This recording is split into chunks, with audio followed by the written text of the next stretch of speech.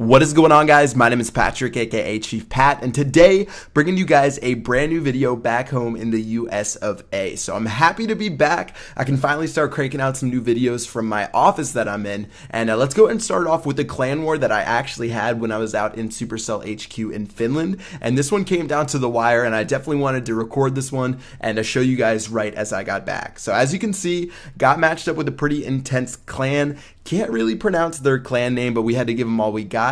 And go ahead and check out this first attack that I did against their number 3 players. So I actually decided to switch it up a bit, and you can see that I used those two first jump spells just to rush straight to the center, and then I'm just hoping that my troops spread up far enough where I can actually try to get to 50%, because whenever you do something like this and you just use 2 jump spells to go straight to the town hall, a lot of the times you'll actually not get 50% against these fully maxed out town hall 10 bases. So I took a little bit of a gamble, and because of that, started to get a little bit sketchy towards the center, but you can see I still do have some golems. Giant bomb's really not going to do too much. Still have a P.E.K.K.A left, and in the end, my queen's going to be able to shoot down that town hall and get me the first and second star for this battle. So started off really well in this war. I'm pretty sure we were up around 41-20 in the very beginning, so things were looking really good. But again, since they are, I believe, an Asian clan, they're not going to be awake to do the attacks when we're obviously doing our attacks. And let's go ahead and check out one more attack we had from my clanmate Foggy against their number 1 player Chai. So it looks like Foggy's going to go from the right hand side. He's dropping his golems. He dropped 2 golems that actually got distracted by that Tesla that's right there. A lot of people put that Tesla there for that exact reason, to distract the golems, maybe to distract the hog riders so they can't lure out the clan castle. But still, Foggy went ahead and decided to go for an all-out assault from the right hand side, and I think that's actually a pretty smart place to attack from. He does have a lava hound inside of the clan castle, and that can be usually really annoying, especially since Foggy is using an army composition with a lot of wizards and a lot of witches, and those are going to be distracted for a while. But since he has so many golems, those guys are still stoking up all of the damage, and in the end, things are looking really good because now he has no clan castle troops left. So at this point, there's the town hall in the very center, sitting at 35%. Queen still at full health, still has 3 golems left, still has a king at almost full health. So things are definitely looking pretty amazing, and I'd be surprised if it was anything less than 50%, and he might actually be able to go for 3 stars against this base. So let's check out what happens. So he's at 49%. He really could use a jump spell to jump over those level 11 walls. He doesn't have one, but I think it still should be okay.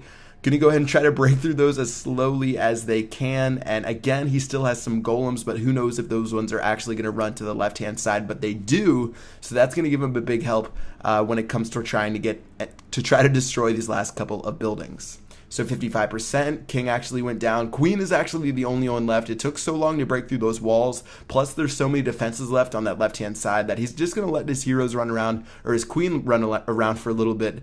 Go ahead and destroy those cannons, and then that's pretty much going to wrap it up for the end of this raid.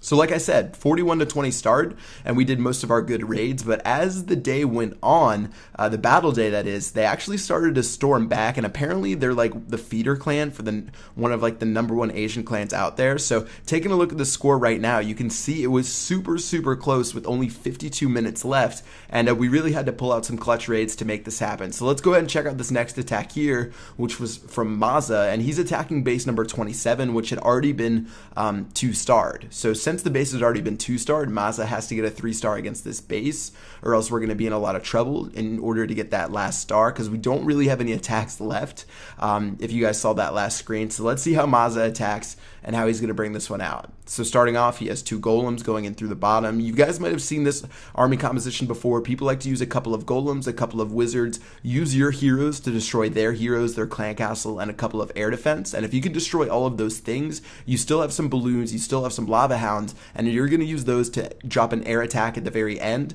and to try to get 3 stars against the base. So he's going in, he's dropping his king's ability, his queen's still shooting down that cannon. They're going to go ahead and hop over the wall and attack the other queen, and since he did destroy both of those heroes, that's going to be a big help.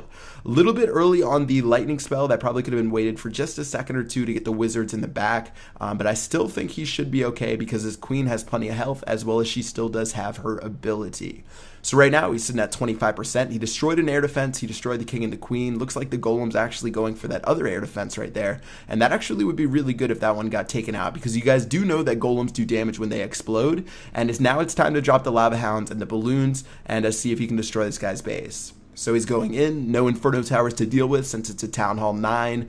Lava Pups are going to be doing a little bit more damage. But pretty much he's just trying to get rid of all the defenses as soon as possible because he doesn't really have any minions to back him up to try to get to the Town Hall, even though the Queen looks like she's actually attacking the Town Hall right now. So this one looks like it's pretty much in the bag. I don't see really what could go wrong here. Again, it is a Town Hall 9, so it's not really too hard to 3-star as long as you do most of the basic stuff correctly. But as you can see, 75% destroying those last 2 buildings on the left-hand side, and that is going to tie up the clan war at 68 to 68 with just a couple of minutes left. So at this point, the clan was really hyped. I think it was really late in Finland for me, but I was online the whole entire time. Everyone's sending clan messages. Everyone's getting hyped inside of the chat. And checking out what the score is right now, it is all tied up, and there's only one attack left from us that can actually try to get the last star to win the war. So it was all up to our man Ian to attack the number 21 base, and in order to do this, he had to get 3 stars against a Town Hall 10. So let's go ahead and see how he takes it out. He decided to go for the same exact strategy that Mazza used by using Lava Lunian,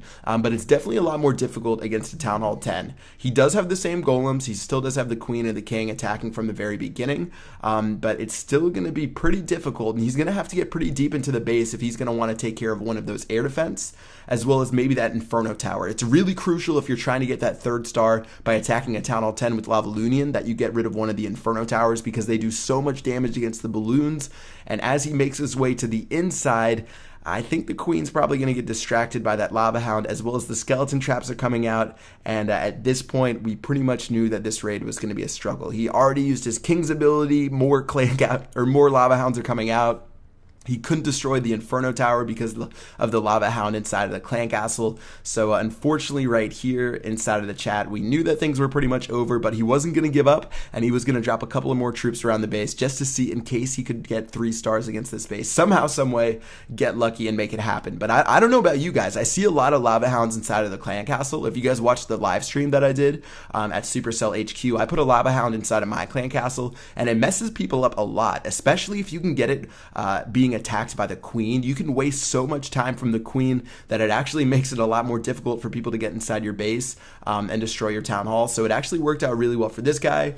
And as you can see, it turned out to be a failure, and unfortunately, Ian was not able to pull it out for the Clastronauts, and unfortunately, the war ended in a tie. I think I need to tell Supercell something about ties. We talked about it a little bit when we were doing the YouTuber clan war matchup in Finland, like I said earlier, about how ties stink. I think like if that stream was a tie, we were supposed to do rock, paper, scissors to decide the winner, but they really need to make it so you can do like maybe the clan leader versus clan leader one-on-one to decide the victory. But anyways, 68 to 68, we ended up in a draw with this clan, and overall it came down to the end, and it was one of my favorite wars because everyone was online spamming, cheering for Ian, cheering for Mazza as he got that last star that tied up the war for us. But just a couple mistakes here and there that we could have shored up.